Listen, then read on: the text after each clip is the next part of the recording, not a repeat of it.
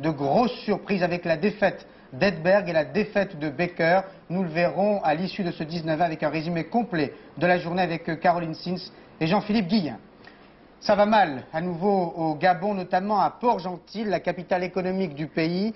Les affrontements n'ont fait aucune victime au sein de la communauté française, mais les femmes et les enfants français se trouvant dans la ville ont été évacués. Et depuis ce matin, des affrontements violents opposent l'armée gabonaise et des manifestants. Ces violents incidents auraient fait un mort, un soldat capturé et battu à mort par les opposants. Il y aurait aussi une quinzaine de blessés. Une situation très inquiétante qui s'est installée après l'annonce de l'arrestation de 3 leaders de l'opposition. Alors nous rejoignons tout de suite notre envoyé spécial en direct à Port-Gentil, Pierre Babet. Quelle est la situation sur place ce soir ? Alors Élise, je reviens de l'état-major où nous avons eu un point exact de la situation. Le bilan évidemment est contradictoire, mais je vous confirme la reprise en main, elle a déjà commencé à Port-Gentil. Le mort n'est pas confirmé, il s'agirait d'un blessé parmi les parachutistes gabonais, il y aurait 6 blessés parmi les manifestants, et 36 de ces manifestants auraient été passés à tabac dans la base navale, c'est-à-dire à l'état-major des forces armées gabonaises. Cette nuit, je vous rappelle qu'un peloton de la garde présidentielle a été acheminé sur place, ainsi que 4 automitrailleuses légères. Par ailleurs, l'arme du pétrole continue d'être agitée ici au Gabon. Les sociétés pétrolières auraient repris leur production de façon à pouvoir atteindre 50% de la production normale d'ici demain et 80% d'ici après-demain. Je vous confirme que nous n'avons aucun mort ici ce soir comme bilan à Libreville. Et Pierre, vous nous confirmez que les Français ont bien été évacués de Port-Gentil ? Je peux vous confirmer qu'il n'y a aucune victime parmi les Français. Toute la communauté française a été regroupée en 2 points, l'hôtel L'Orange et la base de vie de Elf Aquitaine, Elf Gabon. Et ces personnels français sont sous la protection de l'armée française qui est toujours à Port-Gentil. Merci Pierre. À l'étranger toujours, Jérusalem secouée par de nouveaux troubles cet après-midi. Au lendemain de l'attentat qui a fait 1 mort et une dizaine de blessés, des jeunes Israéliens ont attaqué les voitures palestiniennes à coups de pierre. Il n'y a pas eu de victimes. L'incident s'est produit malgré un important dispositif policier. Vous le voyez sur ces images. François Mitterrand lance une mise en garde au patronat. Le chef de l'État souhaite une revalorisation rapide des bas et moyens salaires. Dans un discours qualifié d'important par l'Élysée, le président de la République a mis l'accent à nouveau sur les inégalités sociales trop criantes à ses yeux en France et s'est montré pour le moins pressant. Reportage d'Éric Pierrot. Combattre l'exclusion, les inégalités, partout où elles se trouvent, avec opiniâtreté. C'est le message que François Mitterrand a tenu à faire passer ce matin à Auxerre, dans la ville du ministre du Travail et de l'Emploi, Jean-Pierre Soisson. Le président de la République entend que des mesures soient prises pour limiter la spéculation, l'enrichissement sans cause. Mais surtout, il veut qu'un effort soit accompli maintenant pour augmenter les revenus les plus bas. François Mitterrand a invité fermement le patronat à négocier la revalorisation des salaires avec les syndicats. J'espère qu'ils vont engager branche par branche des dialogues rapides et constructifs. Il y a urgence. Et il va de soi que si cette voie contractuelle se révélait au bout du compte impraticable ou trop décevante, il faudrait procéder autrement. Et cela se traduirait par une intervention de l'État plus active. Une mise en garde très claire à l'égard du patronat qui sonne aussi comme une recommandation au gouvernement. François Mitterrand l'a dit ce matin, il veut démontrer à l'occasion de son 2e septennat que la réussite économique doit permettre d'accroître la justice sociale.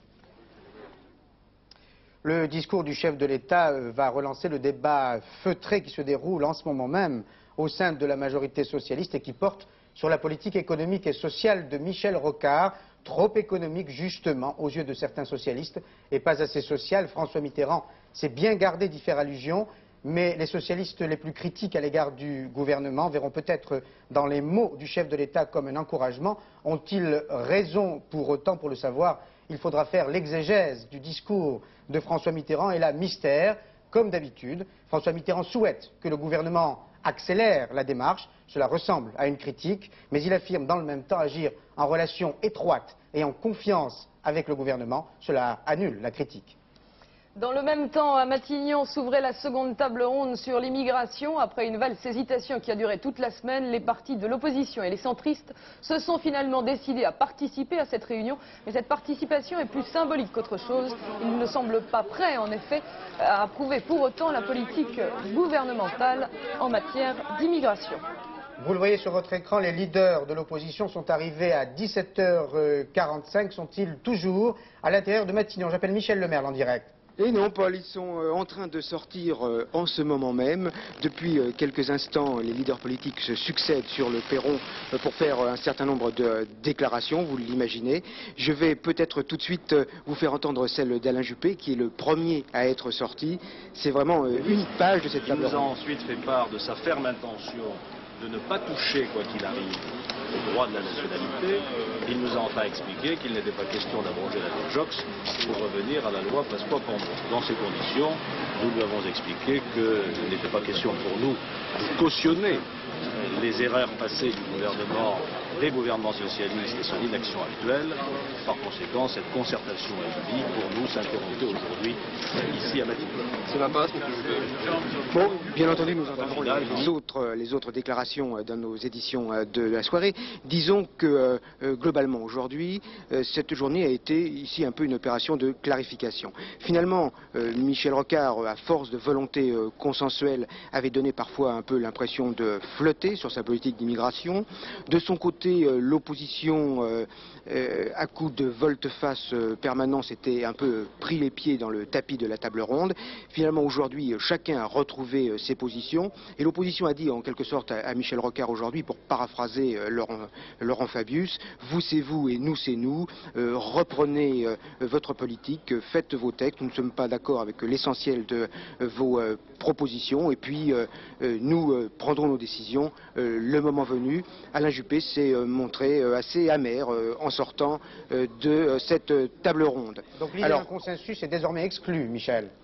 Il y a un consensus sur un certain nombre de mesures pratiques, mais il n'y a pas du tout, en tout cas, de consensus de méthode. Et cette méthode de la table ronde, c'est vraiment un point final, elle n'aura plus lieu. Bien, oublions les divergences politiques et allons sur le terrain, c'est la vocation du 19-20. Un exemple, les aéroports et l'action des fonctionnaires de la police de l'air et des frontières. Pour eux, les directives gouvernementales sont claires. Parmi les nombreuses missions, la chasse à l'immigration clandestine ou irrégulière doit être prioritaire. À Roissy, l'an passé, 4200 personnes n'ont pas été admises à entrer sur le territoire français. Dans ce cas, ces personnes sont directement refoulées et installées dans l'avion du retour. Reportage Jean-Marc Pitt et Bernard Branc. On va voir ça avec l'officier d'immigration. On va voir ça avec l'officier d'immigration. C'est à cet endroit que certains voyages tournent court. Le poste de contrôle de la police de l'air et des frontières est pourtant l'un des derniers obstacles. Ces deux Sénégalais ne le franchiront pas.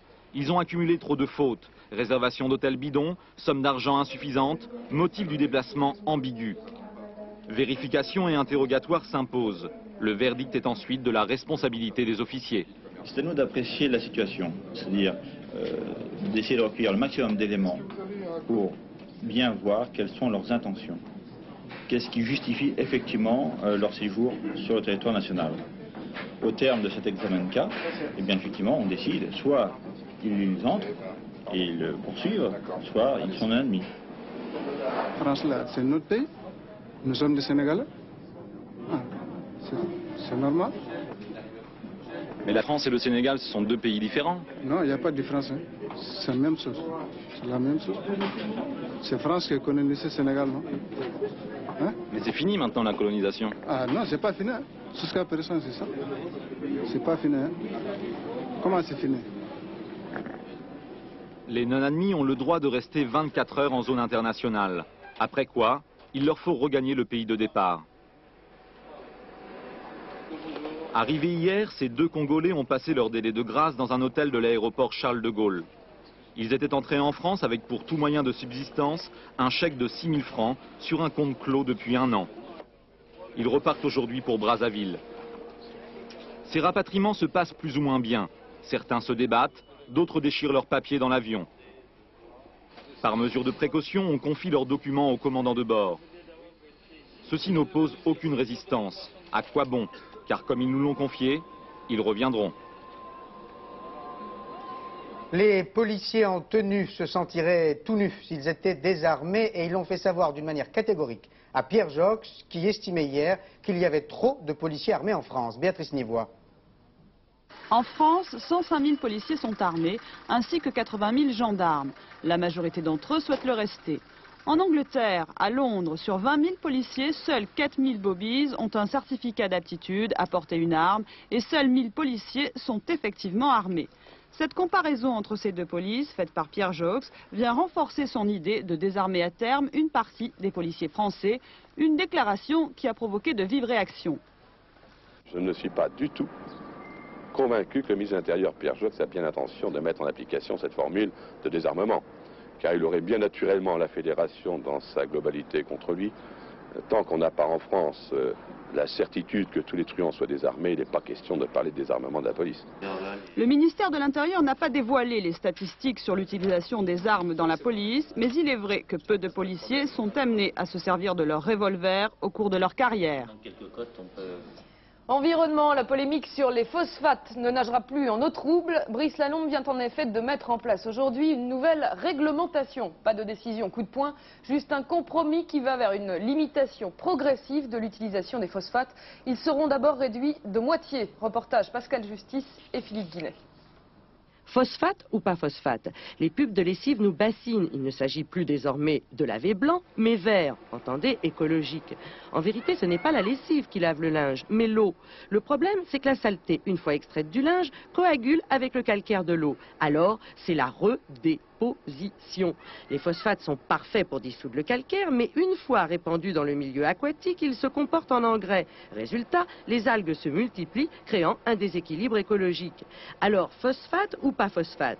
Aujourd'hui, le ministre de l'Environnement a tranché. Je considère que dans un avenir que je souhaite le plus proche possible, les phosphates devront être remplacés.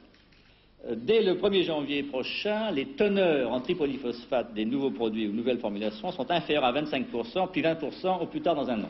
Chez Rhône-Poulenc, producteur de phosphate, on craignait des mesures bien plus sévères. C'est une bonne décision, effectivement, basée sur des éléments scientifiques plus sérieux que le rapport. Le ministre a donc fait un compromis. Il n'interdit pas les phosphates comme en Norvège ou en Suisse. Il en limite la quantité, comme plusieurs de nos voisins.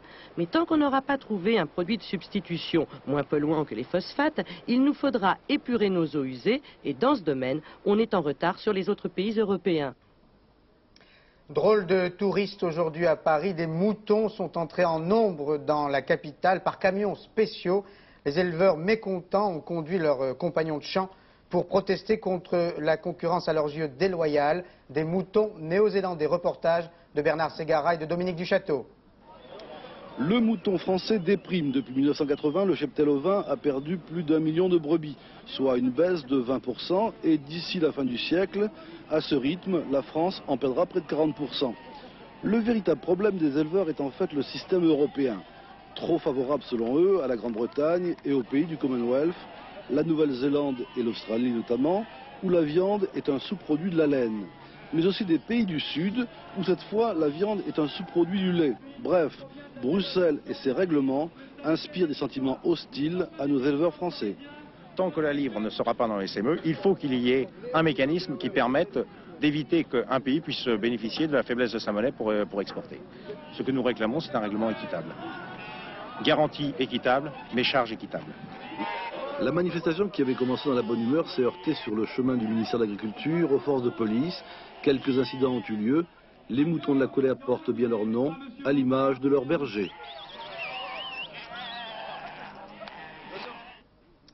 Un télégramme à l'instant. 2 employés de la préfecture de police de Paris et un médecin-chef ont été blessés en fin d'après-midi à l'intérieur des locaux de l'infirmerie par un individu en état de démence. Les 3 personnes ont été poignardées. Tout de suite, les autres faits marquants de l'actualité en France. Jean-François Gringoire. Les 3 skinheads inculpés pour avoir profané 90 tombes d'un cimetière à Nantes ont été remis en détention préventive. Après 5 jours de prison, ils avaient été remis en liberté mercredi dernier, mais le procureur de la République est revenu sur l'avis du juge en estimant que le maintien de l'ordre public et la sécurité des inculpés justifient leur réincarcération. L'Union de Reims reparaîtra demain. Depuis 11 jours, les Rémois étaient privés de leur quotidien dont l'imprimerie était fermée sur décision de la direction. Motif, l'apparition sauvage d'une lettre signée la CGT du livre. La direction a levé les sanctions et le syndicat a fait savoir qu'il n'aurait plus recours à ce genre de méthode. Mais les discussions se poursuivent autour du projet de modernisation du journal. Il s'appelle Gérard Bredanaz, il a 46 ans et est atteint d'une leucémie. Après 7 mois d'arrêt de travail, il est aujourd'hui licencié parce que son médecin ne lui a pas prescrit d'arrêt pour longue maladie. En prononçant ce licenciement, le directeur de la société n'a fait qu'appliquer les textes de la convention collective pour pouvoir conserver ce poste devenu vacant dans sa société. Un après-midi de chien pour Gérard Hurtaud, pilote d'hélicoptère qui s'est fait tirer dessus dimanche dernier à bord de son appareil. Il survolait en compagnie d'un photographe professionnel une villa de Ville-sous-Anjou dans l'Isère lorsque son propriétaire lui a envoyé une balle de calibre 12 en pleine jambe. L'agriculteur aurait voulu protéger l'intimité de son épouse et de ses 2 filles qui se baignaient dans la piscine. Placé en garde à vue, il s'en explique actuellement devant le juge. 2 faux évêques et 2 faux prêtres aujourd'hui devant le tribunal correctionnel d'Agen et ils portaient encore la soutane comme pour mieux narguer. C'est qu'on leur reproche une escroquerie. Ces religieux, entre guillemets, faisaient payer très cher à des pèlerins un peu crédules une apparition de la Vierge le 14 de chaque mois. L'argent disparaissait en fait sur les comptes personnels de ces pères et ironie du sort, c'est monsieur Seigneur, un ancien de la communauté du Fréchou, qui a porté plainte contre eux. Claire Sébastien. Fréchou, aux confins du Lot-et-Garonne et du Gers. C'est dans ce village que s'est installée il y a 13 ans une communauté religieuse traditionnaliste, discrète et plutôt mystérieuse. Derrière ces murs vivent une 50aine de religieux, hommes et femmes, ainsi que 2 prêtres et 2 évêques dont l'Église ne reconnaît pas les ordinations. Ils se sont fait ordonner 4 fois prêtres, et les 2 dernières fois prêtres et évêques le même jour, dans des conditions parfaitement aberrantes, tout à fait extravagante. Communauté ou secte, la question est posée mais difficile à trancher. En 88 pourtant, l'affaire bascule en justice. Les oboles des fidèles disparaissent sur les comptes personnels des dirigeants. On parle alors de 3 millions de francs de détournement, mais aussi de pression morale pour ces victimes un peu naïves. C'est une machine à broyer. Une machine à broyer. Et ça fait peur. Tout était régenté par la communauté. Je dirais même jusqu'au rapport sexuel. Tout l'argent qui est rentré, tous les dons qui est rentré dans la communauté ne sert, et ne fait que servir à nourrir et à loger 50 religieux et religieuses. Les faux religieux se retrouvent pour 2 jours dans le box du tribunal correctionnel d'Agen. Le verdict est attendu avant la fameuse apparition de la Vierge de Fréchou, prévue le 14 de chaque mois. Forger qualifié, Edberg et Becker éliminés. Voilà les temps forts de la 2e journée des internationaux de France de Roland-Garros. Résumé de cette journée par Caroline Sins et Jean-Philippe Guillain.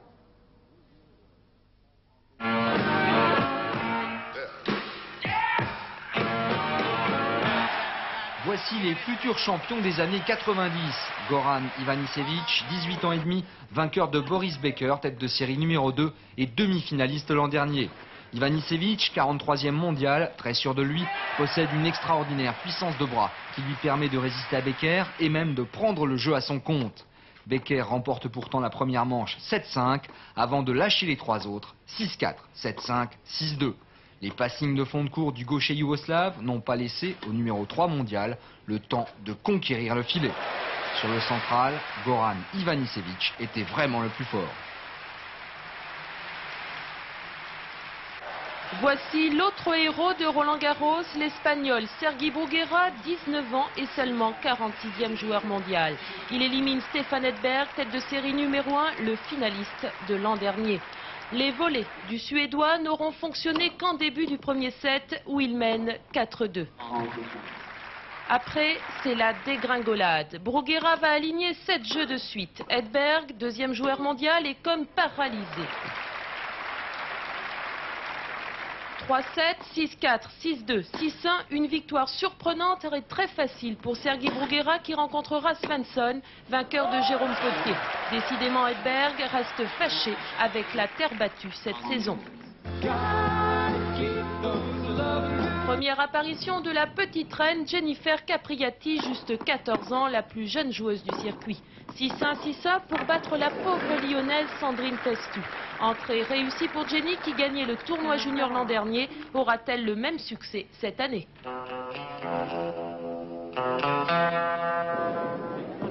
Enfin, si certains disent qu'un match est parfois dans la poche, pour Forger, c'est la balle qui est dans le short et ça porte bonheur.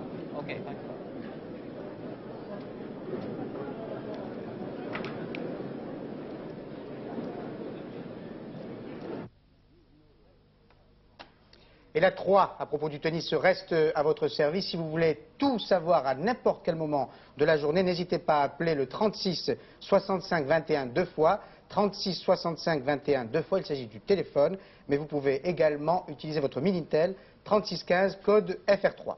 Concert exceptionnel et unique demain soir d'Ella Fitzgerald qui a reçu les honneurs aujourd'hui avant le succès demain. Après un demi-siècle de gloire sur les scènes du monde entier, Ella Fitzgerald a été décorée officiellement aujourd'hui commandeur des arts et des lettres par Jack Lang, hommage d'un autre fan de toujours, Jacques Garnier.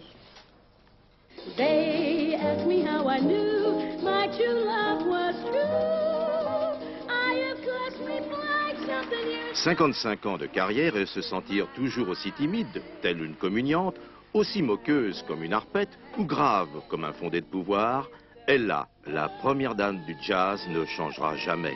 Les honneurs tombent, elle en sourit. Et la médaille qu'elle a reçue aujourd'hui sera en bonne place, rassurez-vous, dans sa résidence de Buffalo Hills, parmi des centaines d'autres. Cousteau, le français le plus populaire aux States, était de la fête. Ella était ravie. La même génération, deux cœurs toujours aussi jeunes. In France, we love you especially. Oh, we thank adore you so much. And I love you too. And we are so glad for you. Yes.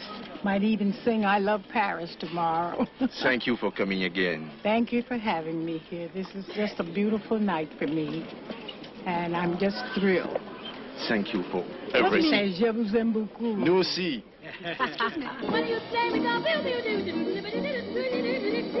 Ella appartient à l'histoire. Demain soir, Paris lui fera fête. Elle aime tellement chanter. Et qui pourrait l'en empêcher?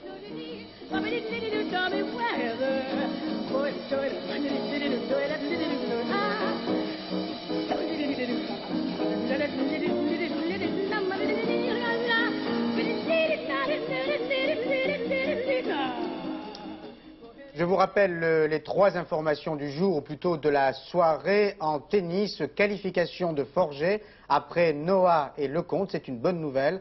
En revanche, défaite de Becker et d'Edberg du numéro 3 et du numéro 2 mondiaux. En politique, une mise en garde de François Mitterrand aujourd'hui au patronat. Il souhaite une revalorisation quasi immédiate des bas salaires et des moyens salaires. En politique également, pas d'accord entre l'opposition et Michel Rocard, entre l'opposition et la majorité sur l'immigration. Les chefs de l'opposition se sont bien rendus aujourd'hui à 17h45 à l'hôtel Matignon, mais ils sont ressortis apparemment déçus, et tout le monde l'est. Il n'y a pas de consensus sur la politique de l'immigration en France. On y reviendra bien sûr dans le journal de Marc Hautement ce soir à 22h15. Les programmes sur la 3 ce soir à 20h35, la marche du siècle présentée par Jean-Marie Cavada avec un dossier spécial sur la Chine un an plus tard et un document exceptionnel du cinéma à 22h45 avec un western inédit, Rancho de luxe, un film américain de Frank Perry. Tout de suite, la météo complète de Florence Klein. Fin de ce 19-20, bonsoir, à demain, 19h. Bonsoir.